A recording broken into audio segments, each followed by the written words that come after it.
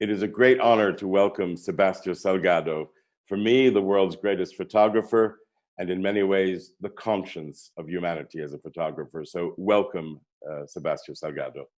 Thank you very much. Tell me about your view of the situation with COVID-19 in Brazil, the country you were born in. How do you think the government of Jair Bolsonaro is managing this crisis, which continues to be a problem, and he continues to deny the seriousness, the danger of this pandemic? And how reliable do you think are the figures that the government of Brazil is giving on contagion and death? It's a complicated situation in Brazil. To deal with a huge problem as this, you must have one national behavior. We must act all together to fight against this pandemic. The big problem in Brazil that there is a split the powers. We have a president that has not a real ethical behavior. He asks anything. He's supposed to be in quarantine or supposed to respect the distance between people. He does not. He organizes meetings. He applies for people abandoning the quarantine. And in the other side, we have the government of the states in Brazil that are very responsible. The government of the cities, the big cities in Brazil that are acting the way with a huge responsibility. But it's difficult because in this moment, Brazil is not a rich country. There is a huge limitation in the sanitary level. The number of hospitals is not as big as in Europe. And was necessary to have a very, very big coherence to act with the disease in Brazil. We don't have. The figures that we have, that we know, is not the figures of the government. It's the general figures that the hospital shows the people that go to die in the hospitals. But we have a lot of areas that don't reach the hospitals, that have no sanitary assistance. There is a lot of slums that are more or less closed areas, huge areas, with a huge concentration of people, with enormous number of dead people there. So much higher, the real figures. Much higher. I saw a few days ago information given by a group of scientists in Brazil that they believe that it must be at least 9 times bigger than the ones that we know. Some briefer questions, Salgado. The other day, Bolsonaro forced the resignation of his health minister, Luis Mandetta, because he was being too scientific. Like Trump, Bolsonaro seems to deny science and fire scientists who disagree with him. What do you think? Well, the behavior of Bolsonaro is not only inside the problem of the coronavirus. The problem of Bolsonaro is in all levels of the society. I believe as Trump, he do not respect the institutions. He wants to destroy the institutions, most probably to put in place another order. But the problem that to build institutions, we put hundreds of years to arrive where we are in Brazil. The behavior of Bolsonaro toward the Indian community, toward the ecology, toward the culture, toward the health, as now, is exactly the same. Is a behavior of destabilization of one order that exists and to create something different that in reality he has not the proposition, because when he were candidate, he had not a program of government. He has not a real government. He had an explosion of his government. He lose a lot of his ministers, and he's becoming each time more isolated in the power in Brazil. What you're saying really sounds like, in your opinion, Bolsonaro is a threat to democracy in Brazil. Absolutely. We have exactly last Sunday one big meeting organized by the people around Bolsonaro, and he participated on it, applying for a coup d'etat, for what in Brazil call AI number 5, Institutional Act number 5, that was in 1968, when the militaries took completely the power in Brazil and installed one very dramatic dictatorship in Brazil. He was applying for this. He's applying for the end of democracy in Brazil. He's fighting against the representatives of the parliament. Yes, and the Tribunal of Justice, that is the superior instance in Brazil. He's fighting against these two powers. He wants to impose his own power. He believes that the army probably can do a coup d'etat, put him in power. But the army declared that they don't go in this kind of adventure with him. But in your opinion, who are the Brazilian people with, or is Brazil divided? Brazil is completely divided. You see, Bolsonaro is not a dictator. Bolsonaro was democratic elected, not by the majority of the Brazilians, because we had a lot of the new votes, white votes, but the people that want to vote, majority elected Bolsonaro. But he had a kind of alliance with the right. He represented the extreme right. They were together in the elections. But today, the right is gone from Bolsonaro. He's backed only with the extreme right in Brazil, and each time he has less power. I don't believe that the elections were today, he were far away to be elected. He don't represent more the majority of the Brazilians that elected him.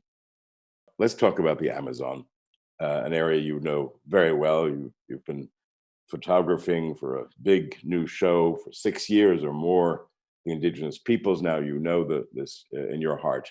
We've seen horrible images of mass grave sites near Manaus. We've seen that the virus has begun to spread among the indigenous peoples.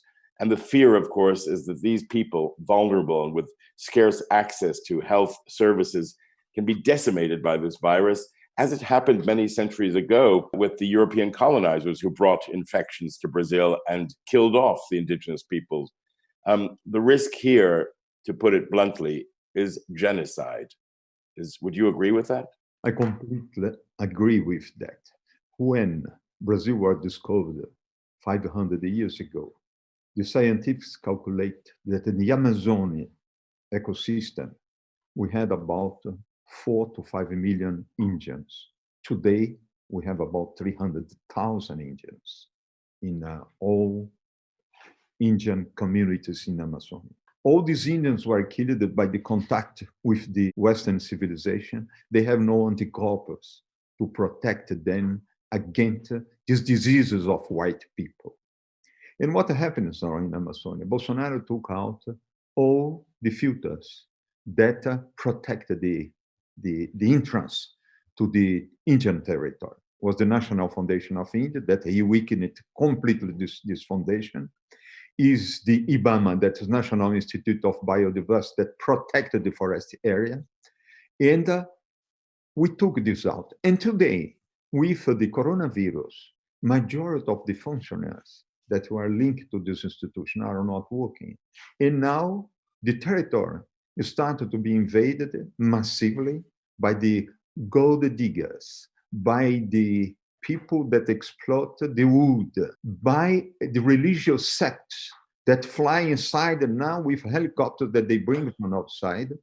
And the big danger is to spread the coronavirus between the Indian communities. Will be a total genocide. I believe that will be necessary, all the planet together, to do a pressure, the same level of pressure as we did last year, end of July and August, of the fires that we put in Amazonas provoked by Bolsonaro, that we must act now to protect the Indian communities because they are real in danger. Of course, what you're saying about COVID, as you correctly point out, comes after the terrible deforestation underway as a result of the loggers and the miners and the other invaders who've come in, and which unfortunately Bolsonaro has encouraged over time. Is there any way, in your opinion, that the world can come together to stop both the risk of genocide and the deforestation of the Amazon? Yes, we need a popular pressure. We need an official pressure. We need that all communities around the planet back the Brazilians that are against this invasion, ask that the government in Brazil act in direction to protect. You see, Brazil has a capacity to take very quick out all these invaders. Brazilian army is the institution that is more present in Amazonia, really present. And Brazilian army is very concerned with the Indian tribes. But for this, it will be necessary that the central government, that the power in Brazil, ask that the army go and push out all these invaders. And the only way that we can obtain this is that the planet acted together. The danger is exactly the same that happens in the end of July, August, avec the fires in Amazonia is happening now with the Indian communities in Amazonia. I believe that all the planet has the responsibility to protect them. The way to protect them is that together, all the communities, all the governments, all the institutions make a big pressure over the Brazilian government. We must do an economic pressure.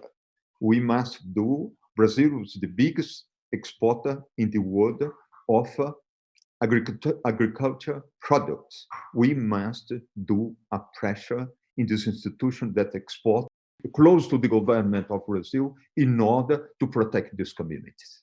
If I'm understanding you correctly, in this interview, you're launching an appeal to the world, to governments, to the private sector, to buyers of Brazilian products, to civil society, to apply a mixture of economic sanctions and other pressures on Brazil to stop this risk of genocide.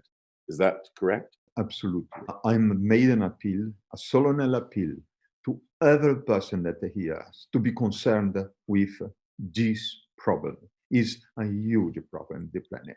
You see, beside this Amazonian forest, the Brazilian Amazonian forest, we have more than 100 group of Indians that were never in contact with the Western society. They are our beginning of humanity. The prehistory of our humanity exists inside the Amazonian forest. We must protect them. If the coronavirus comes, we can lose a huge reference for the humanity.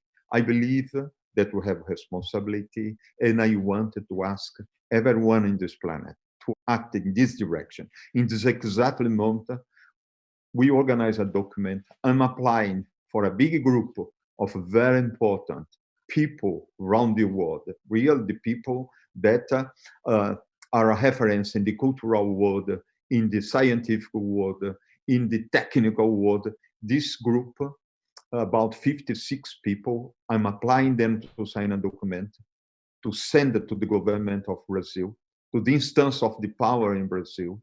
And back to this, we're applying with these institutions that ask people to sign around the world, to ask the popular signature.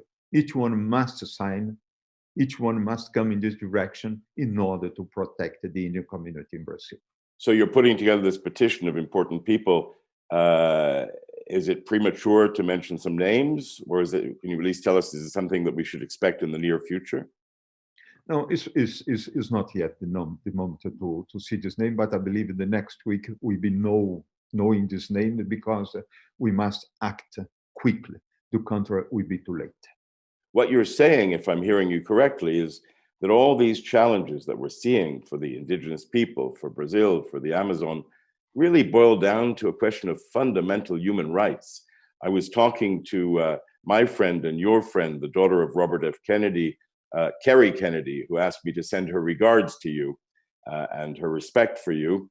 And she said to ask you, can we define this as an issue of human rights? It is an issue of human rights. Absolutely that it is. When you have a power that don't protect a population in danger, and that put more in danger because you facilitate the penetration in these areas, is a violation of the human right. I believe that we are dealing direct of a question of human rights, absolutely.